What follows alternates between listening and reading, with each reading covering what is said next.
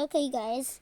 Hi, I am about to show you two very brilliant moves. Yup, exactly. Exactly just what you heard. Two brilliant moves that you're gonna see.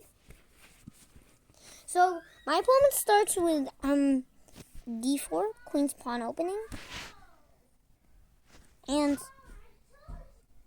yes, I do play d5. And we get a London system.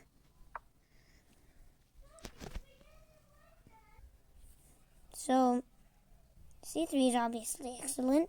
This is a pawn chain that is really well defended. I played c5. So c5 is the best move. Why is c5 the best move?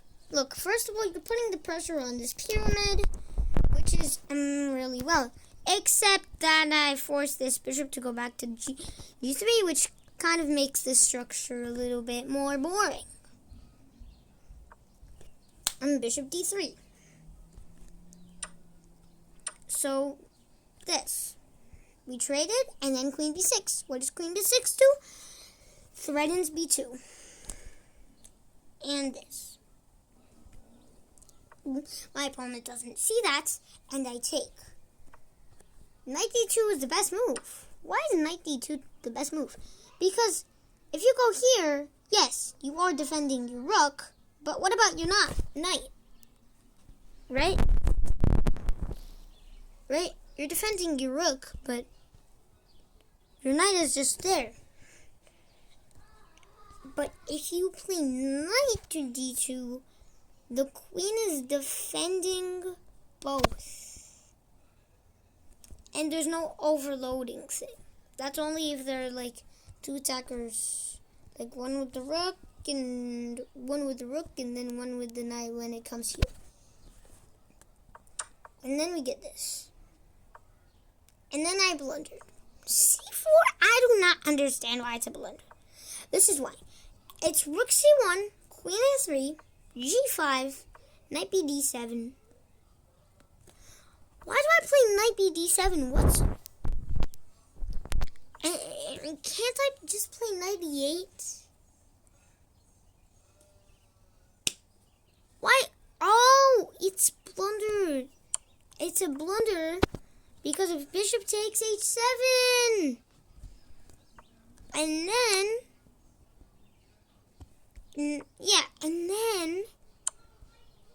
the move bishop c2,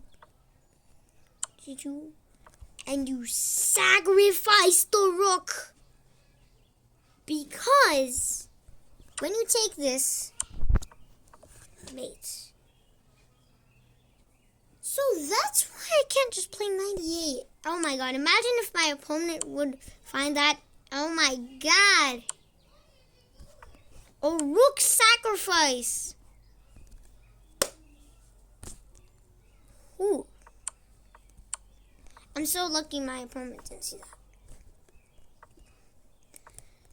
Bishop c2, knight e4, and this stuff. Now you can already see that the first brilliant move is upcoming. f6. Why is this a blunder? I should have took with the rook. Because this is probably the best move. Why? You see, when I take with the g-pawn, it's made an 8.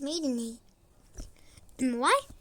Queen g4 check and my opponent found it. King h8, knight g6.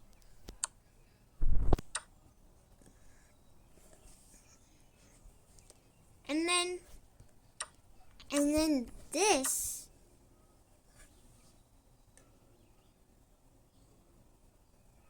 Rook takes h7 is a brilliant move. Why? It doesn't sacrifice anything. This rook's being sacrificed. And if you take the rook, king e2,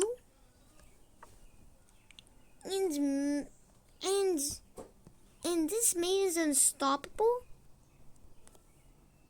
So you have to sack your queen. Make a move. Make a move. Like any move's the best. Any move's the best. Any moves, like any move is the best move. Okay? In this position, any move is the best move. A6 is best. B5 is best. B6 is best. Bishop D7 is best. E5 is excellent. F5 is best. It's just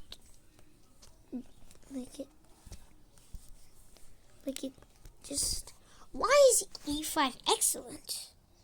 Because it's not made in 2, it's made in 1. If you take this bishop, ladder checkmate. But no, that's not how it worked. But I love it. Rook takes H7. Oh. So after this, my opponent obviously took the rook. Just kidding. Just kidding. He played knight e5 check. I played king h8, queen h5. So I'm now to draw because of queen takes a1 check. I found it. And here comes brilliant move number 1. In this position, I played queen takes h1. Yep. Why is queen takes h1 a brilliant move? Because queen takes h1 wastes the opponent's time. You see, 2 rooks are 10 points of material. A rook is 5 points, and doubling that together is 10. But a queen is 9 points. And when you take the queen, there's also a hanging knight. So that means I win 13 points of material. He wins 9 points of material. 13 is greater than 9. So this just wins material. And that's what happened. And he took knight d6. And I played c3, blundering the e4 pawn. b5 is a blunder. I don't know. And knight takes c3 is a miss. b4 is a good move. And you also see you can take this knight.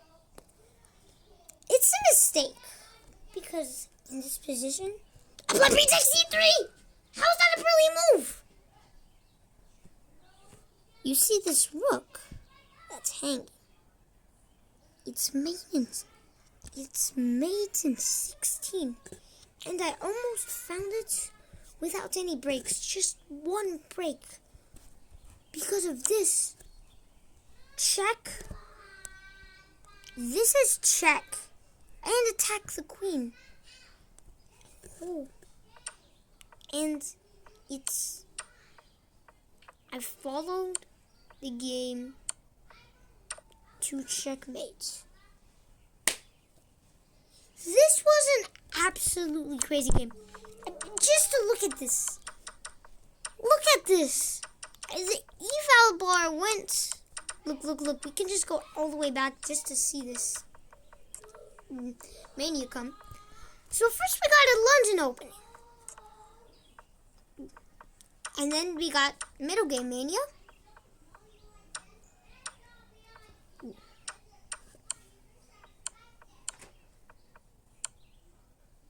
And then my first brilliant move. Queen takes h1. I take. He took the d pawn. And it's not zero. It's not an equal position anymore. Why? Because in this position, I play knight c6. And knight takes c4. And our knights are together. And knight takes c5 is a blunder. I'll tell you why. It's queen a1, h6. Queen takes e5 check. It's a blunder because because this pins the knight. Now the knight can't move because the king is behind it. So you play h6 because you're thinking, oh, I want to go here, king h7, and stop this pin. But you know your opponent is already going to take it. They're just going to take it. Like, you know. So why are you going to do that? It's useless. But that's not what happens in the game, as we know. And this stuff happened. And when he took my knight, I took a brilliant move, sacrificing my rook. Because if you take this, I go here, check, discovered attack on the queen, and I win the queen. And yeah, they fell for it. And I sacrificed my bishop. I sacrificed the bishop. This has to be a brilliant move because now I'm guaranteed promotion. And yes, he took, and I was guaranteed promotion and won the game. Now in this position, you click on here, and then I'll take here, and now it's just main 1. Because, where we go, this is May, or this is May, and that's all. Or the computer sees the only move as queen d2 checkmate. I'm pretty sure Stockfish does see that this is checkmate, but it just want to put this checkmate. It doesn't want to make things too complicated. So yeah, queen takes h1, b takes c3. Yo. I calculated all of this. So in this position, I said, wait a second, this knight is free. He took my knight, but I can take his knight. Oh, but my rook is hanging. Wait, if he takes my rook, I go here and check, discovered attack on the queen. Holy moly, I'm so smart. And then I did take this.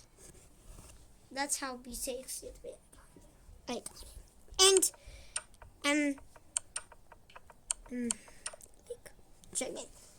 By the way, just being 8 years old and always just feeling I always feel so suspicious because I'm literally so good at chess. Like chess is like a hobby I'm so good at. Like I don't know. I don't know. I'm literally only 800 in rapid, 700 in blitz and bullet, and I'm around 900 and almost 900 in daily. I play a few games on daily. And I'm just going to say, if you're playing something like a 10-minute game, you have a lot of time to calculate, especially when there's sacrifices. For example, let's say you're in this position. A lot of you 100 will be like, oh, I better save my rook. That just doesn't work. Because now it's just a draw. Because like you just repeat moves.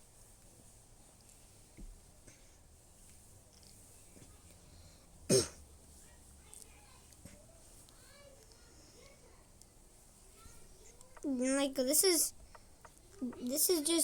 a blunder. Because knight a4. Why? Knight a4, bishop e7, queen takes e6. So you're just you just for some reason have to lose this pawn. But bishop e7 is a great move. And then you take this.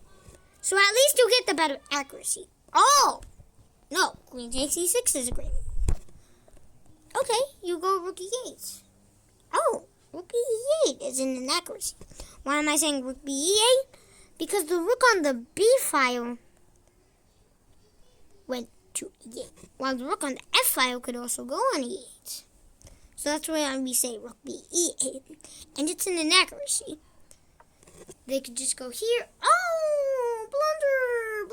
Blunder! Rook c8. Rook d8. And knight c5? Why don't you move the queen? Maiden 2? Yes. Bishop f3 check. King e1. Or here, checkmate. Here, checkmate, get your latte. So, that's really hard. But like, bro, b takes c3. This is like, chess is almost been solved. Just by me playing this move, I think. Bye.